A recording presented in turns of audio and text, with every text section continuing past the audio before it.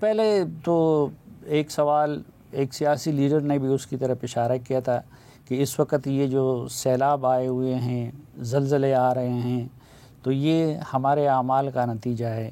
نبی کریم صلی اللہ علیہ وسلم نے اپنے احادیث میں اور اپنی سیرت کے ذریعے اس سلسلے میں کیا رہنمائی فرمائی ہے کہ یہ کیوں آتے ہیں؟ ہمارے اعمال کا نتیجہ ہوتا ہے یا کہ اللہ کی اپنی کوئی حکمت ہوتی ہے؟ اللہ تعالیٰ نے جو اسکیم بنائی ہے انسانوں کے لیے اس دنیا میں زندگی گزارنے کی، اس کو قرآن مجید نے بیان کر دی ہے۔ خلق الموت والحیات لیبلوکم ایکم احسن عملا، کہ اللہ تعالیٰ نے زندگی اور موت کو اس لیے تخلیق کیا ہے کہ انسان کو اس آزمائش میں ڈالا گیا ہے کہ وہ اچھے عمل کرتا ہے یا برے عمل کرتا ہے۔ اس لیے بنیادی طور پر تو یہ زندگی ہمارے لیے آزمائش کے لیے ہے۔ اگر اللہ تعالیٰ کو نعمت دیتا ہے تو وہ بھی اس لیے کہ آزمائش کرنا چاہتا ہے۔ اگر وہ کسی مصیبت پہ ہمیں ڈالتا ہے تو وہ بھی یہ دیکھنے کے لیے کہ ہم اس میں کیا رد عمل شو کرتے ہیں۔ قرآن مجید نے اس کو بھی بتایا ہے کہ اما شاکرا و اما کفورا، اللہ تعالیٰ یہ دیکھنا چاہتا ہے کہ انسان میرا شکر گزار بنتا ہے یا میری نعمتوں کا انکار کرنے والا بنتا ہے۔ اس لیے اللہ تعالیٰ کی اس اسکیم کے مطابق تو دنیا میں جو مصیبتیں آتی ہیں، جو خوشی بھی آتی ہے، دونوں کا ایک ہی مقصد ہے کہ وہ بندوں کو آزمانا چاہتا ہے کہ ان کا رد عمل کیا ہوتا ہے۔ کیا وہ مصیبت میں خدا کو نظر انداز کر دیتے ہیں؟ کیا وہ خوشی میں اللہ تعالیٰ کو بھول جاتے ہیں؟ یہ ہے وہ آزمائش۔ تو دنیا میں جو معاملات ہمارے ساتھ ہوتے ہیں، انفرادی سطح پر بھی، اجتماعی سطح پر بھی، اس کا ایک مقصد، بنیادی مقصد تو یہ ہے کہ وہ ہمیں آزمائش ہے۔ اس کا تعلق ہمارے اعمال سے ان معنوں میں نہیں ہے کہ ہم اچھے ہیں تو ہمیں کبھی آزمایا نہیں جائے گا، یا اگر ہم برے ہیں تو ہم کبھی کوئی اجر نہیں ملے گا دنیا میں، ایسا نہیں ہے۔ تو بنیادی اصول تو اس کو سمجھنا چاہیے کہ یہ قانونی آزمائش ہے جس کے تحت میں آپ ہر دنیا کا انسان ڈالا گیا ہے، اور اس کی بنیاد پر اس کو آخرت کا فیصلہ ہونا ہے۔ تو بنیادی مقدمہ تو یہ ہے۔ دوسرا البتہ یہ ہے کہ اللہ تعالیٰ یہ کہتا ہے کہ انسان جو اعمال کرتا ہے، میں متنبع کرنے کے لیے، اس کو تنبیہ کرنے کے لیے اس بات کی کہ کل تمہیں خدا کے حضور پیش ہونا ہے اپنے اعمال کے ساتھ، دنیا میں کچھ چیزیں ایسی کرتا ہوں کہ جو ان کو خبردار کریں، انذار کریں۔ تو اس حوالے سے بعض واقعات ایسے بھی ہوتے ہیں جو ہمیں خبردار کرنے کے لیے بھی ہوتے ہیں، تاکہ ہم اپنے پروردگار کو بھول نہ جائیں، اس سے غفلت میں نہ پڑ جائیں۔ اس لیے یہ جو عمومی واقعات ہیں، اس کا تعلق کس چیز کے ساتھ ہے، یہ دونوں باتیں ہمیں سامنے رکھنی چاہیے۔ جب ہمیں یہ آزمائش آ جائے، بارشیں آ گئیں، زلزلہ آ گیا، کچھ نوعیت کی چیز آ گئی، تو یہ اصل میں اللہ تعالیٰ کی طرف متوجہ کرنے کی ایک اللہ تعالیٰ کی میں سمجھتا ہوں نشانی ہے کہ ہم اپنے پروردگار سے غافل نہ ہو پائیں۔ اگر اس کو ہم اعمال سے متعلق کریں گے تو جزا و سزا کا قانون پھر کچھ اور کہتا ہے۔ نہیں تو یہ کیا ہے کہ جو مغربی دنیا کے لوگ ہیں وہ اس وقت آرام سے بیٹھے ہوئے ہیں، انجوائے کر رہے ہیں، یہاں سے بھی بہت سارے لوگ جو صاحب استطاعت ہیں وہ وہاں جانا چاہتے ہیں اور وہاں سے کچھ دن زندگی کے گزار رہے ہیں، لیکن دوسری طرف بنیر کے غریب عوام یا پنجاب کے غریب عوام وہ اس کی زد میں آئے ہوئے ہیں۔ تو یہ کہا گیا تھا کہ جی یہ اس ملک میں جو ظلم ہو رہا ہے یہ اس کا نتیجہ ہے۔ نہیں، ایسا نہیں ہے۔ آپ نے خود ہی بتا دیا کہ اگر ایسا ہوتا، اخلاقی قدروں کی پامالی، اللہ کے احکام سے صرف نظر، تو پھر تو مغرب کو زیادہ ہدف بننا چاہیے تھا اس طرح کی چیزوں کا۔ ظلم جو دنیا میں ہوتا ہے وہ بھی میں نے عرض کیا کہ اس کا بھی اسی قانونی آزمائش کے ساتھ تعلق ہے، دنیا کا جو اللہ تعالیٰ نے بنایا ہمارے لیے۔ یہاں کے لوگوں کو جس مشکل کا سامنا کرنا پڑا، اس میں اپنی بات کو اگر مزید آگے بڑھاؤں تو ایک تو وہ معاملہ میں جیسے عرض کیا کہ قانونی آزمائش، دوسری چیز یہ ہے کہ اللہ تعالیٰ نے انسان کو عقل جیسی نعمت نص سے نوازا ہے۔ اس کو یہ سمجھایا ہے کہ دنیا میں اس کے ساتھ جو معاملات ہوں اپنی عقل کو استعمال کرتے ہوئے اس کے لیے راستے تلاش کریں۔ ہم نے سفر کو آسان بنا دیا، اپنی عقل کو استعمال کرتے ہوئے جہازوں کا سفر ہم کرتے ہیں، جو کل مسافت مہینوں میں ہوتی تھی آج ہم منٹوں میں طے کرتے ہیں۔ تو اسی اصول کو استعمال کرتے ہوئے جو زندگی میں مسائل آتے ہیں، زلزلے آتے ہیں، زمین سے کچھ پانی ابل پڑتا ہے، تو اس کے لیے ہمیں اپنی عقل کو استعمال کر کے راستے تلاش کرنے چاہیے۔ ہر دنیا کے تہذیب کے عہد میں انسانوں نے ایسے کیا ہے۔ یہ بند باندھنے کی تاریخ آج سے تو نہیں ہے، پرانی ہے۔ لوگ بند باندھ کے پانی کو محفوظ بھی کرتے تھے، پانی کی اس شدت سے محفوظ بھی اپنے آپ کو رکھتے تھے۔ تو جو دوسرا مسئلہ جو ہمارے ساتھ ہے، جو مغرب کے ساتھ نہیں ہے، وہ یہ ہے کہ ہم نے بے تدبیری اور بد تدبیری کا انتظام کیا، اور ہم نے اپنی عقل کو استعمال کرتے ہوئے اس طرح کی جو آفات ہیں ان سے نمٹنے کی کوئی حکمت عملی نہیں بنائی۔ یعنی بے تدبیری اور بد تدبیری سے ہی اس کا تعلق ہے، یہ تو نہیں ہے کہ ہمارے ہاں چونکہ ظلم ہوتا ہے تو اس لیے اللہ تعالیٰ نے ہمیں اس آزمائش میں گرفتار کر لیا ہے۔ ظلم دنیا میں ہر جگہ ہی ہوتا ہے۔ یعنی آپ دیکھیں، اگر کیا غزہ کے لوگ دنیا میں سب سے زیادہ جرم کرنے والے لوگ ہیں؟ کیا غزہ کے لوگ دنیا میں سب سے زیادہ خراب لوگ ہیں جن پر یہ آفت ٹوٹ پڑی ہے؟ ایسا کچھ نہیں ہے. ظلم کا نظام دنیا میں جیسے میں نے کہا نا اسی قانونی آزمائش کے تحت ہے. وہ لوگ جو ظلم کر رہے ہیں وہ آزمائش میں ڈالے گئے ہیں, جو مظلوم ہے وہ بھی آزمائش میں ڈالے گئے ہیں. ہمارے ساتھ جو معاملہ ہو رہا ہے وہ ہماری بڑی حد تک, ایک تو میں نے کہا قانونی آزمائش, اس لیے کہ بہت ساری چیزیں آپ کے بس سے باہر ہوتی ہیں. آپ کو معلوم ہے سیلاب امریکہ میں بھی آتے ہیں, ابھی آئے اس دنیا میں. آپ کو پتہ ہے ٹیکسس میں سیلاب آیا, کتنی بستیاں بہہ گئیں, اس کے نتیجے میں کتنے انسان مر گئے. تو زلزلہ آیا, ترکی جیسے ترقی یافتہ ملک میں بھی زلزلہ آتا ہے تو اس کی تباہیاں ایسے ہی ہوتی ہیں. تو وہ ایک دائرہ وہ ہے جس میں آپ کچھ نہیں کر سکتے. امریکہ بھی کچھ نہیں کر سکتا, ترکی بھی نہیں کر سکتا, ہم بھی نہیں کر سکتے. لیکن ایک دائرہ وہ ہے, مثلا اللہ تعالیٰ کہتا ہے کہ جو پہاڑ میں نے بنائے ہیں یہ ایک طرح سے میں نے میخیں گاڑ دی ہیں زمین پر. یہ جو درخت ہے میں نے میخیں گاڑ دی ہیں تاکہ وہ زمین کے توازن کو برقرار رکھیں. اب کامن سینس کی بات ہے کہ جب ہم میخوں کو اکھاڑ دیں گے تو اس کے نتیجے میں زمین ہلے گی, زمین اپنے توازن سے ہٹ جائے گی. تو ہم نے درخت کاٹے, ہم نے اپنے پہاڑ کاٹے اور ہم نے زمین کے اس توازن کو خراب کیا. تو اس کا بدی نتیجہ یہ ہے کہ ہم اس کی سزا بھگتیں. جو فطرت کی تعزیریں جو ہیں, جو اقبال نے بھی کہا تھا بہت سخت ہیں فطرت کی تعزیریں, تو ہمیں وہ تعزیریں ملیں گی, وہ سزا ملے گی.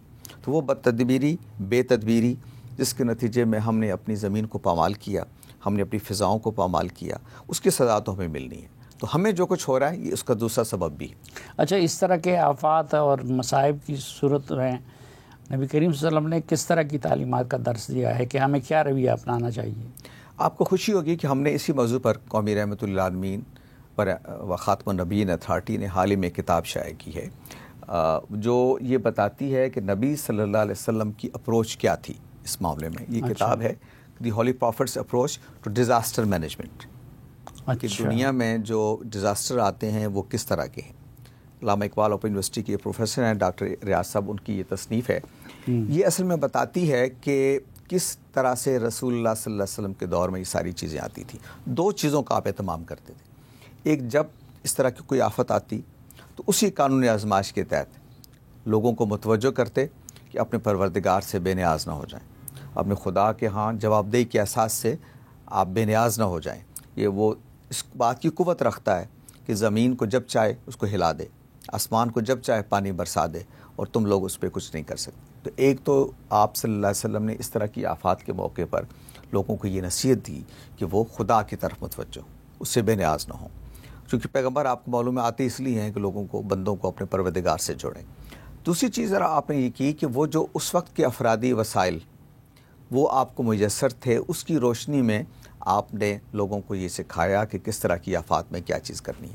مثال کے طور پر آپ کے علم میں ہے کہ جب بارشیں ہوتی تھیں زیادہ, اور مدینہ کی بستی ایک دیہی معاشرت ہے, اگر کوئی بجلی بھی نہیں ہے, کچھ نہیں ہے, تو رات کو آپ کو مسجد میں آنا ہے.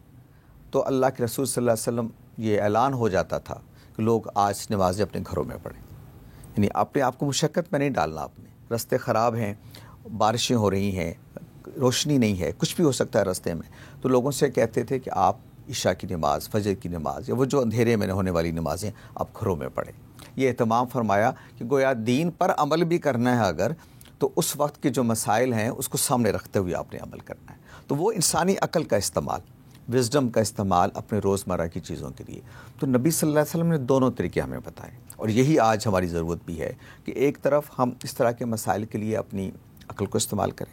آپ کو معلوم ہے معیشت کے مسائل آئے یا اس طرح کی اور آفات آئیں تو نبی صلی اللہ علیہ وسلم نے اس طرح کے اقدامات کیے. حضرت عمر کے دور کا بہت مشہور واقعہ ہے کہ جب طاعون کی وبا پھیلی تو کیسے لوگوں کو منع کیا گیا کہ ان بستیوں میں نہ جائیں جہاں طاعون پھیلا ہوا. تو یہ تدبیر کرنی ہے آپ نے, اللہ کی طرف سے بھی ہے لیکن تدبیر بھی کرنی ہے.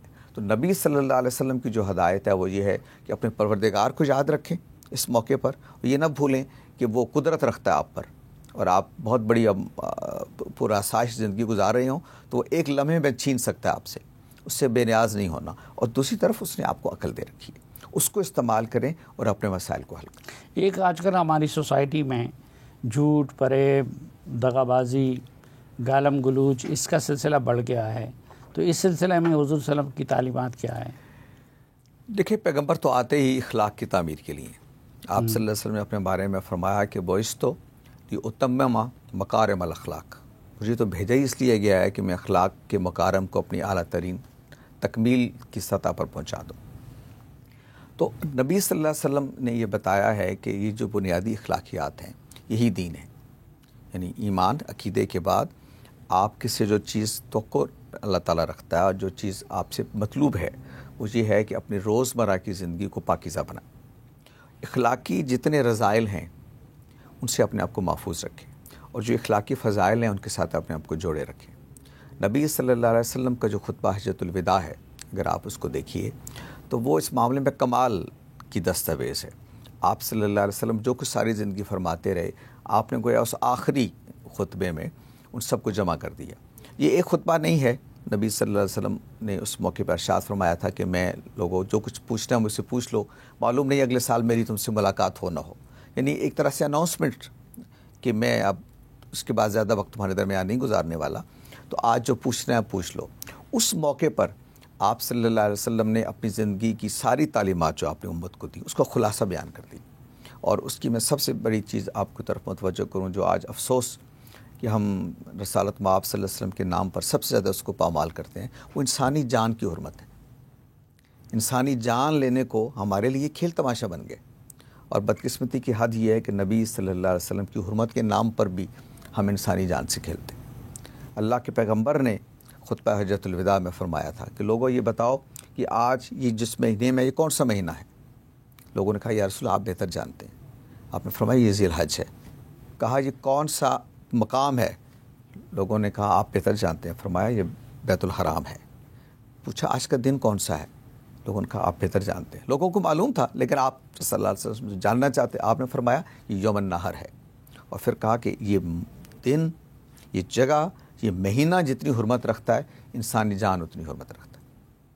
یعنی اس موقع پر بھی اسٹیبلش کیا کہ انسانی جان کی کیا حیثیت ہے جو اللہ کے دین میں اور اللہ کے رسول صلی اللہ علیہ وسلم کے پیش نظر ہے، لیکن ہم اس کا کتنا خیال رکھتے ہیں آپ؟ لیکن ہم یہ جو ہے ایک دوسرے کی عزتوں سے کھیلتے ہیں اور دشنام کرتے ہیں، گالیاں دیتے ہیں، اس کے بارے میں کیا ہدایت ہے؟ اس کے بارے میں جی اسی خطبہ حجۃ الوداع میں کہا کہ تم لوگوں تمہاری جان، تمہاری عزت و آبرو، یہ صرف جان کی بات نہیں کی، اسی روایت میں اسی بات میں یہ کہی کہ جتنی انسانی جان اور انسان کی عزت و آبرو کی بھی اللہ کی نظر میں اتنی عزت ہے جتنی اس شہر اور اس دن کی عزت ہے۔ منع فرمایا کہ کسی کو برے القاب سے یاد کرے، تو قرآن مجید آپ معلوم ہے سورہ حجرات میں اس کی پوری ادامات ہے، وَلَا تَنَابَزُوا بِالْأَلْقَابِ، اس کو منع کیا گیا، تجسس سے منع کیا گیا، لوگوں کو برے القاب سے پکارنے سے منع کیا گیا۔ اور اس خطبہ حجۃ الوداع کے موقع پر بھی اللہ تعالیٰ نے یہ رسول اللہ صلی اللہ علیہ وسلم نے یہ فرمایا کہ کیسے دوسروں کے حقوق کا خیال رکھنا ہے۔ آپ کو معلوم ہے کہ کمزور طبقات کے بارے میں تمہیں خاص طور پر متنبع کرتا ہوں۔ کون؟ غلام اور خواتین۔ آپ جانتے ہیں کہ ہم خواتین کے ساتھ کیا اشر کرتے ہیں، ہم اپنے ملازمین کے ساتھ کیا معاملہ کرتے ہیں، کیا ہم ان کو انسان سمجھتے ہیں، ان کی عزت کا خیال رکھتے ہیں، ان کی عزت نفس کا خیال رکھتے ہیں؟ یہ ساری چیزیں آپ صلی اللہ علیہ وسلم نے ہم کو بتائیں کہ کیسے دوسروں کی عزت کا خیال رکھنا۔ میں آپ کو حیرت ہوگی، یہ واقعہ میں سمجھتا ہوں انسانی تاریخ میں کبھی نہیں کوئی شاید اس کی مثال، ویسے بھی پیغمبروں کی مثالیں کہاں ملتی ہیں۔ ابو جہل سے بڑا رسول اللہ علیہ وسلم کا کوئی دشمن نہیں تھا، اور آپ کو معلوم ہے کہ کیا کچھ نہیں کیا، اس نے رسول اللہ علیہ وسلم کی جان تک لینے کی کوشش کی۔ ان کا بیٹا مسلمان ہو گیا، اور مسلمان ہو گیا، اور ظاہر ہے وہ رسول اللہ کی مجلس میں بیٹھتا تھا تو ابو جہل کا بھی ذکر آتا تھا، اچھے لفظوں میں نہیں آ سکتا اس کے ساتھ جو اسلام کے ساتھ اس نے کیا۔ تو نبی صلی اللہ علیہ وسلم نے صحابہ کو تلقین کی کہ ابو جہل کی بیٹی کی موجودگی میں اس کے باپ کے بارے میں گفتگو نہیں کرنی، اس لیے کہ وہ اسلام کا تو دشمن تھا لیکن اس کا تو باپ تھا، اس کے جذبات ہیں، ان کے جذبات کا احترام کرنا ہے۔ ان کی موجودگی میں یہ صاحب ایمان ہیں، ان کی موجودگی میں ان کے باپ کا ذکر برے الفاظ میں نہیں کرنا۔ اب آپ اندازہ کریں، کچھ مجھے مثال آپ بتائیں کہ کوئی آدمی اس حد تک اخلاقیات کا اس سطح تک اہتمام کرنے والی لیڈرشپ، اس سطح تک لوگوں کو اخلاق کی طرف متوجہ کرنے والی، اور ہم آپ کی امت اور ہمارے حالات آپ دیکھتے ہیں کہ ہم ذرا سا اختلاف ہوتا ہے تو دوسروں کے ساتھ کیا معاملہ کرتے ہیں۔ یعنی ہمارے مجھے شرمندگی ہوتی ہے کہ دین کا علم رکھنے والے لوگ جب اس طرح کے فتوے بھی جاری کرتے ہیں، لوگوں کے بارے میں جہنمی ہونے کے سرٹیفکیٹ دنیا میں جاری کرتے ہیں، تو مجھے حیرت ہوتی ہے کہ اللہ کے رسول صلی اللہ علیہ وسلم کی تعلیمات سے ہمیں کیا نسبت ہے، اور آپ کی کردار سے ہمیں کیا نسبت ہے کہ جنہیں ہمارے لیے اسوہ حسنہ بنایا گیا. ٹھیک.